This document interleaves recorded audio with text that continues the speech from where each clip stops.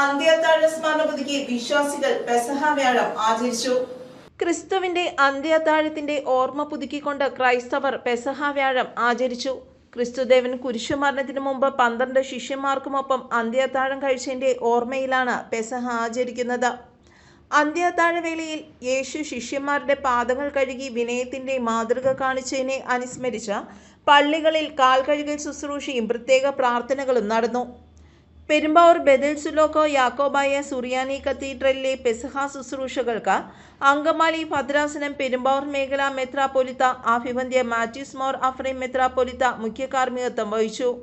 ഈ ദിവസങ്ങളിലൊക്കെയും ആരാധനയിലൂടെ നാം ദൈവദൃശ്യനായിരിക്കുകയും കർത്താവിൻ്റെ കഷ്ടാനുഭവത്തെ ധ്യാനിക്കുകയും പ്രാർത്ഥിക്കുകയും നാം ചെയ്തു വരികയാണ്.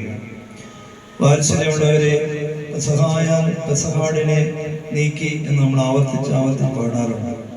പഴയ നിയമ പെസഹ കുഞ്ഞാടിനെ നീക്കി പുതിയ പെസഹായ ക്രിസ്തു തന്നെ യാഗമായി തീരുന്നു. യോഹന്നാന്റെ സുവിശേഷത്തിൽ രേഖപ്പെടുത്തിയിരിക്കുന്നു, ഇതാ ലോകത്തിന്റെ പാപത്തെ തുറക്കുന്ന ദൈവത്തിന്റെ കുഞ്ഞാട്. പഴയ ബലിയിൽ യാഗം എന്ന് അർപ്പിക്കുന്നതിന് ആട് വലിയൊരു പ്രധാന സംഗതിയായി. എന്നാൽ മൃഗബലിയെ നീക്കി ക്രിസ്തു തന്നെ ആ ആടിന് പകരം ലോകത്തിന്റെ പാപത്തെ ചുവന്നുകൊണ്ട് സ്വയമായിട്ട് യാഗമായി തീർന്നു. യേശു ക്രിസ്തു പഴയ നിയമത്തിലെ ആടിനെ നീക്കി പുതിയ നിയമത്തിന്റെ കുഞ്ഞാടായി തീർന്നു. പള്ളി വികാരി ഫാദർ സാബു വർഗീസ് പുളിമൂട്ടിൽ, സഹവികാരി ഫാദർ ദാനിയേൽ മഞ്ചപ്പിള്ളി മോളത്ത് എന്നിവർ സഹകാർമ്മികത്വം വഹിച്ചു. പെസഹ ശുശ്രൂഷകൾക്ക് ശേഷം സ്നേഹവിരുന്നും നടത്തി. പെസഹയോടനുബന്ധിച്ച് ക്രൈസ്തവ ഭവനങ്ങളിൽ അപ്പവും പാലും തയ്യാറാക്കി പ്രാർത്ഥനയോടെ മുറിച്ച് പങ്കിടുന്ന ചടങ്ങുകളും പ്രധാനമാണ്.